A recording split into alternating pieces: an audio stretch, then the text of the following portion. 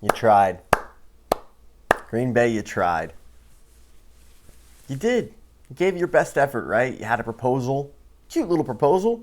Then you revised that proposal. Because you realized that the first proposal, no shot. No way that passed. So we're going to revise the proposal on the ban of the Tush Push. We're going to revise it, and we're going to put it out there. We're going to have everybody vote on it. Because this isn't football. It's not safe. All of it. And you failed.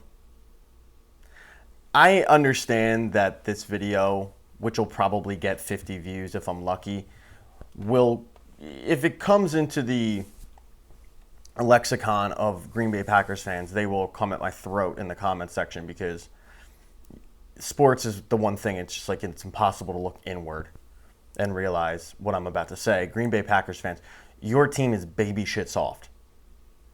Baby shit soft for this proposal. That essentially everybody knew it wasn't going to pass. I mean, you need 24 teams. You weren't going to get 24 teams. But teams like the Green Bay Packers and teams like the Buffalo Bills, who I didn't even look, but I'm sure that they voted to ban the play, are baby shit soft. Sean McDermott, that rat, coming out and lamenting the play after his team failed to do so successfully in the playoffs with a bigger quarterback. All of a sudden, he's got a problem with the play now because it probably cost him a trip to the Super Bowl where he would have gotten smacked anyway by his hometown team. We no longer claim Sean McDermott. He's an enemy of the state. He's a rat. But that to me is like the biggest irony in this whole thing. That, along with the whole notion of, oh my God, it's so dangerous. It's dangerous. The Tush Push, look at the injury. There are no injuries. It's football. Every play is dangerous. Every play, there's a chance for an injury. And I watched a documentary called White with Fear. It was a political documentary. And at the heart of it, the thought process was that if you say something is dangerous, if you say that there is a rise in crime, if, oh my God, we have to lower crime rates, people don't really fact check. They just take it at its word. Oh, well, so-and-so said that the country has a crime epidemic. I guess we have a crime epidemic. And I feel like the NFL, with teams like the Packers and the Bills and whoever else voted to ban it, I feel like those teams are going with the same notion. They're going with the same logic of, you know what we're going to do? We're just going to say that it's a really dangerous play, and we're going to say that there's all these injuries, and we're just going to hope to God that people fact check. And then when people do, and they point out, there's no real injuries here, they just ignore it. And they just keep saying, well, the injuries. I mean, again, look at all the injuries, the piles of bodies. I think as an Eagles fan, it is one of their best weapons. I don't think it is their best weapon. I think it's one of.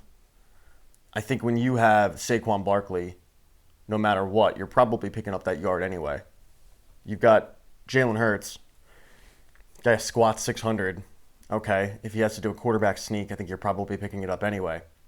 But it was just the idea that you have these teams who don't successfully do it well, and they're the ones that are so upset. They're the ones that are banging the table saying, no, we got to get rid of this. They're the ones that have tried to do it on big stages, whether it be playoffs or Sunday Night Football or Monday Night Football, and they've choked at it. The Eagles do it. They do it better than anybody because they have the best offensive line in football. And as I previously stated, they have a quarterback who squats 6 Bills. And I'm not talking Buffalo Bills, but 100 pounds. Like, that's why they're so good at it. Every team at one point since the Eagles started doing it has tried it. Some teams have been more successful with it than others. But this idea that it is so dangerous is a joke. You're being lied to, NFL fans. And you're being lied to by teams like the Packers, who proposed it unsuccessfully. The other thing I loved about their new proposal was it said pace of play. What the fuck does that mean? Pace of play? It's a running play. They line up. They do the play. The clock runs. How is that impeding pace of play? I'd love to hear the argument for that one. Out of all the problems that the NFL has, and it's a litany of them, All of them. We're trying to ban this play because one team does it better than everybody else. Well, guess you're going to have to wait another year, Green Bay. Guess so. And if you don't think that just the notion of banning the play is going to piss off some of the Eagles, you're wrong. You're wrong. And they proved last season they are the best team in football and nothing has changed. They could have won that Super Bowl 50-6 if they wanted to. They pulled the starters. Like, think about that. They were up so much in the Super Bowl that they went, yeah, you can dip. Just have a seat. We're good. Kenny Pickett, get in there, bud. And nothing's changed. And you deep down, you know it. As an NFL fan, you know it. That the Philadelphia Eagles right now are a unit. They had some key losses in free agency, no doubt, but they're a stud. And now you just gave them a little bit of motivation. I don't know how much, but a little bit. So, yeah, good luck. Hey, valiant effort, Green Bay. Valiant effort. You crushed it. And you failed. Go Birds! On Wednesday night, the Philadelphia Phillies split their doubleheader with the St. Louis Cardinals. And the reason they split, and the reason they didn't win that doubleheader, was blaming it on one man. And I will blame it on one man.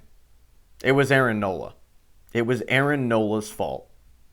And I tried. I tried to warn all of you right after the season started that this man would be in for a bad year. No one wanted to believe me. I want to remind you real quick of a scene from Remember the Titans. What, man? It's on me, man. We party on. Let's go. Look here, man. All right, this here Virginia. All right, they got problems with, They don't want us in this. No. Oh, man, that's history, bro. It's on me. Come on.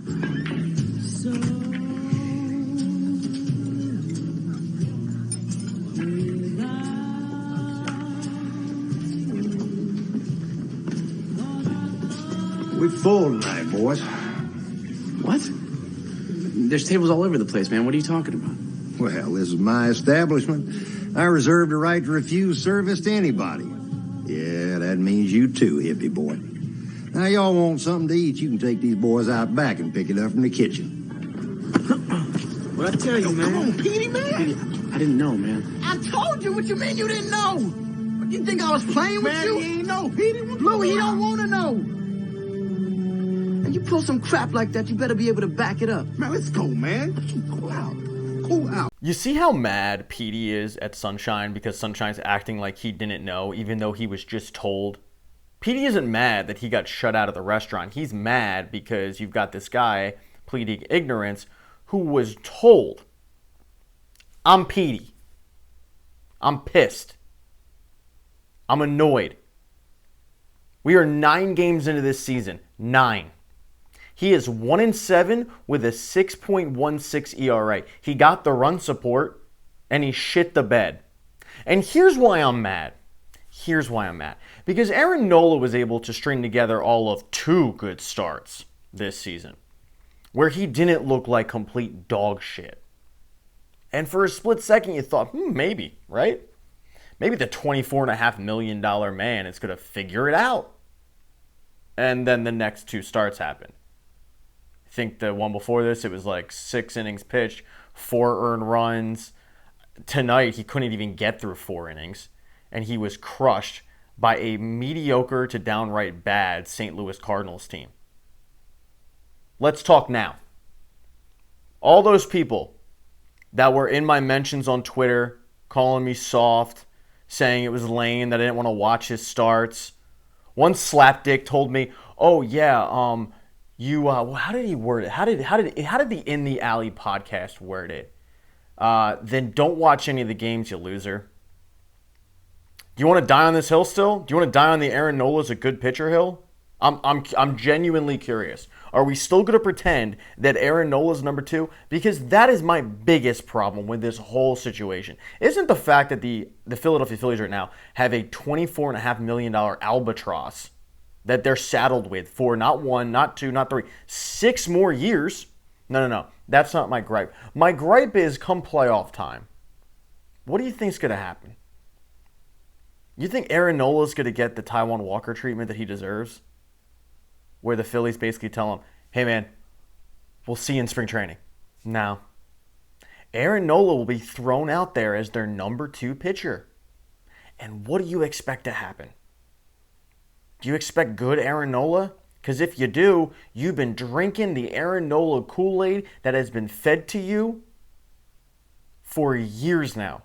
Like, nothing against these guys. I'm listening. So, I vowed, and I should have started out like this, I vowed to retire from Aaron Nola starts this season. Because Aaron Nola, and I said this and I've been correct with it, Aaron Nola is an every other year pitcher. One year he'll be okay to pretty good. The next year he's going to suck. This year he was supposed to suck. First game of the season starts out, and it was like, this is typical Aaron Nola. He can get through 3 innings, and he starts giving up home run balls. So I said, you know what, I'm done. I'm done. Mental health-wise, I'm done. I don't need it. And so I go and I help my kid with his homework and whatnot. I'm making dinner, and I hop on Twitter, and I see the stat line that Aaron Nola couldn't even get out of 4 innings. And I went, yep, that tracks. Because that's who he is. That is who Aaron Nola is. That is who he has been for years. So at that point, I thought, okay, Aaron Nola's out of the game. I'll click on the game. They're only down by 2 runs. I will now tune in because I don't have to watch Aaron Nola strike out the side in the 5th inning and then give up more home runs in the 6th.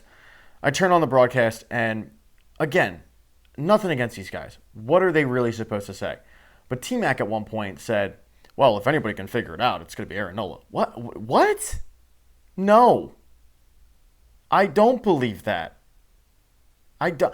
And one of the reasons why I retired from his starts was I wanted to avoid the Tom McCarthy update that we get during bad Aaron Nola seasons, which is, and stop me if you've heard this before, well, you know, John, the Phillies and Caleb Cotham have been working with Aaron Nola in some bullpen starts, and I think they've figured something out with him.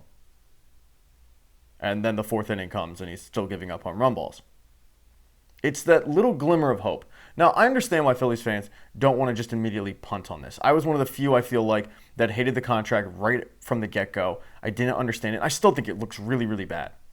Because you've got some guys coming up from the minors and through the minor league system that don't have a spot. Mick Abel is one of the best pitchers in all of AAA right now. He has done a complete 180.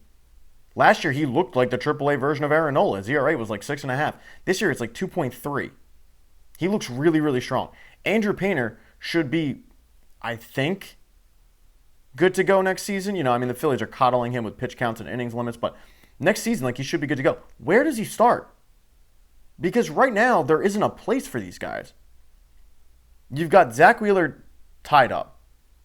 You've got Christopher Sanchez locked up. Aaron Nola locked up. Jesus Luzardo locked up. So if you bring up Andrew Painter, fine. You have 1 more year Taiwan Walker. Everyone's assuming they let Ranger Suarez go. I personally wouldn't, but everyone's assuming they do. But that's done. You're good with the 5 starters. There's no room for Mick Abel. They should have never signed this guy to that contract. But Phillies fans, I feel like they don't want to admit that you were saddled with this for 6 more seasons. So it's like, let's err on the side of optimism. Let's figure out a way that, you know, he can be good. He did it before, right? He did it before. 7 years ago, he looked like a Cy Young winner. 7 years ago. This is what he is now. This is it. He is going to sprinkle in a good start or 2 during the season. No question. But what you saw Wednesday night is who he is for the rest of the season. Because he's shown us that throughout his entire career. And the idea that he is suddenly going to, deserve this contract is a joke.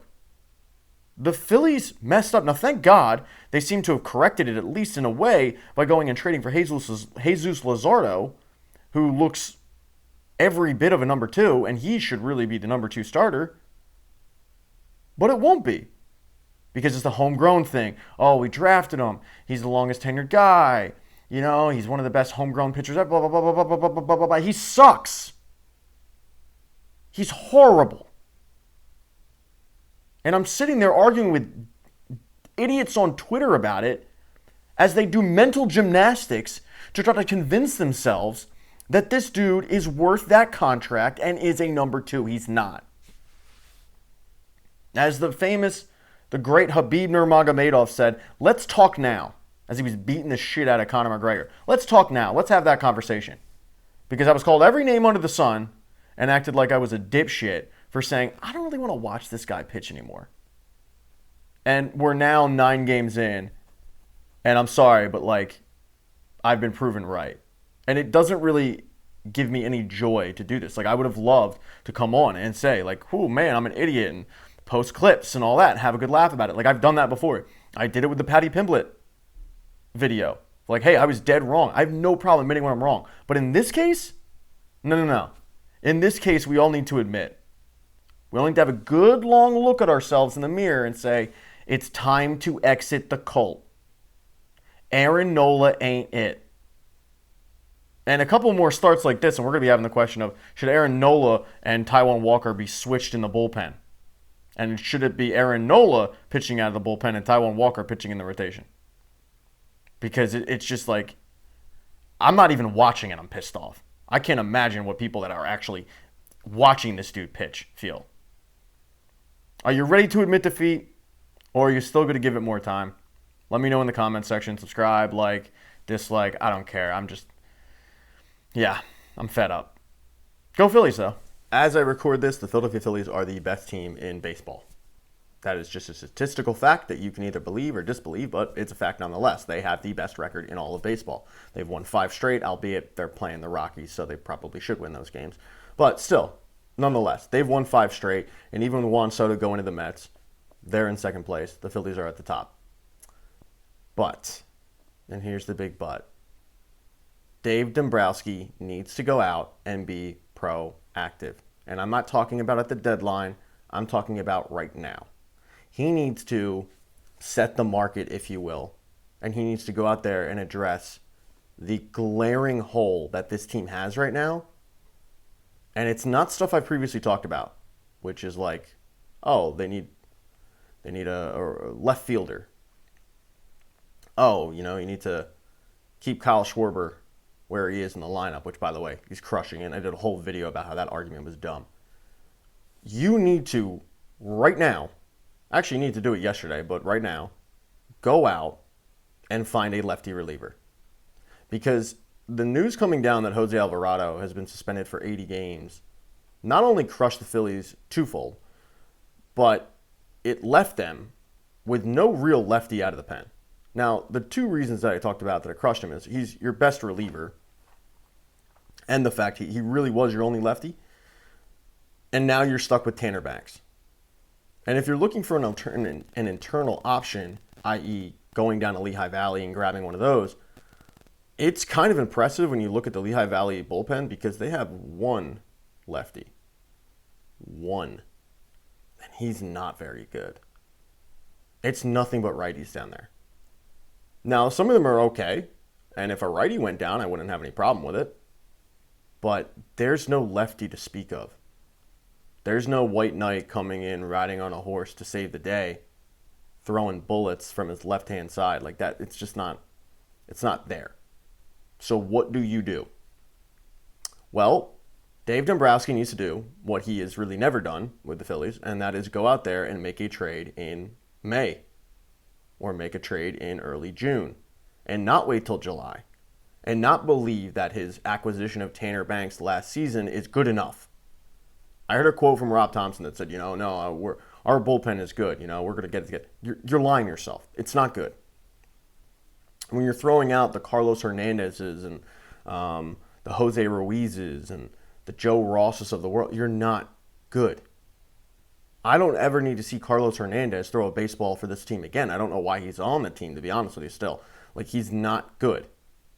There's a situation where I wouldn't have a problem with them dropping him and grabbing somebody from AAA, giving them a spot. But right now, as it stands, there are teams in baseball that they know they don't have it this year. They know they're out. They will be in sell mode. They're just waiting for phone calls. Make the call. Get on your phone and make the call. Trade some dude in Clearwater that is a good athlete, that realistically you know, if he even makes the majors, it won't be for another 4 or 5 years. And trade that dude for a left-handed reliever. Get somebody in here now. Because I just don't know how long they can go without a lefty reliever. I don't know how long they can go with your best bullpen arm being Matt Strahm, and that is really it. To his credit, Jordan Romano has pitched better of late, but I still don't really trust a Ryan Kerkering in high-pressure situations. So go out there, address the situation now. A couple years ago, when the Atlanta Braves lost 2 outfielders to injuries, you saw Alex Anthopoulos go out and address it right away. Traded for Eddie Rosario and, maybe Adam Duvall. But he addressed it. And he addressed it in May. He didn't wait till the deadline. He didn't try to convince himself, oh my God, I think we're good with our bench pieces. I think they could be starters. And that's one of the issues that I have with Dave, is that I fear that he's going to convince himself that Tanner Banks is good enough until he has to go out there and make a move at the deadline.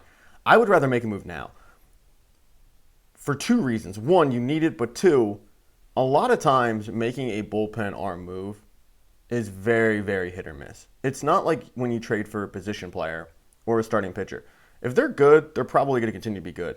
Sometimes a change of scenery for bullpen arms does the opposite.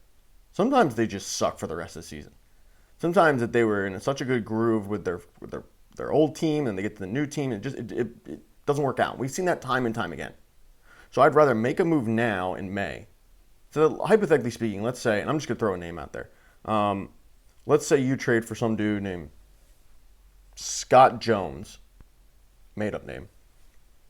He's pitching for the White Sox. He's got a 3.3 ERA, pitches out of the left-hand side. You trade for Scotty. Scotty's pitching well with the White Sox. He comes over to Philly, sucks. His ERA in Philly's 5.4. Turns out he was a fly ball pitcher, and the friendly confines of CBP aren't really kind to him. What do you do then? You go out at the deadline and you dress it again. Relievers aren't going to cost you an arm and a leg. They're going to cost you a mid-level prospect. So do it now. Address it now so that you can figure out if what you got is actually good, which Dave Dombrowski a lot of times is like hit or miss, with his deadline acquisitions at least, or you need to go at it again. Because what I don't want to have happen is they wait until the deadline. They make a trade for a guy like Carlos Estevez, and he's horrible. And you can point to his ERA with the Phillies all you want. When that guy came in and there were guys on base, those guys were coming home. I've never seen a reliever so eager to let men come home, start giving up hits, hit other teammates' ERAs, and then as soon as it was like a clean slate for him, okay, now I'll get him out. Yeah, wish that dude nothing but the worst. So let's be a little proactive. Let's get on it, and let's make a move. But do you agree out there? Do you think the Phillies should make a move now, or should they wait? Obviously, if you wait, the price probably will dip a little bit, go down. You're not looking at trading, let's say, your 27th prospect, but you're looking to trade, your 40th prospect if you wait a little bit. I'm making a move now, but what about you guys? Let me know in the comment section. Subscribe, like, dislike, all that good stuff.